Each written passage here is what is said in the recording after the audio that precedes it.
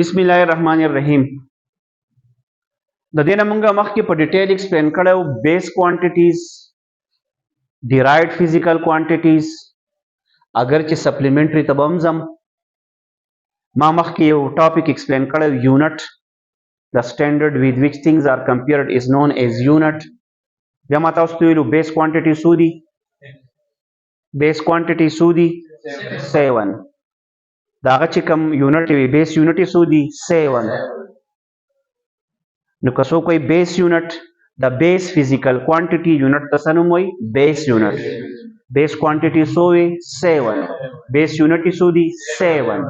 کمې کمې وي نو واورئ. لینث میټر، mass kilogram, time second, electric current ampere, temperature Kelvin, amount of substance mole, light intensity candela. خبره ټیک؟ دلته زموږ سره ټاپک دی derived units. کم units؟ derived units. تاسو already نوم اورېدلی و derived physical quantities.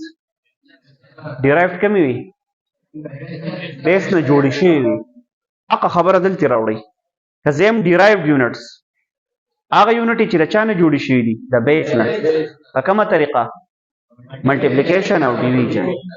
یا داسې ووایئ د ډیرایوډ فزیکل کوانټیټي یونټ ته به ډیرایوډ یونټ وایي. کلیر دا خبره؟ یونټس آف ډیرایوډ فزیکل کوانټیټیز دا کم کم دي؟ څه دا کم یونټ دي؟ څه موږ ډېر شی یونټ یې نو نو دې چل وکړئ. دا اوتې لرې کوي. کومې اوتې لرې کوي؟ میټر یونټ ویم یونټ میټر، کیلوګرام، سیکنډ، امپیر، کیلون، کینډیلا، مول. دا او لرې کوي او دوه یو نورې لرې کوي، ریډین او سټیریډین. اب راشه موږ نه ایکسپلین کړی. ریډین او څه؟ دا ټوټل څو یونټ شوي؟ 9.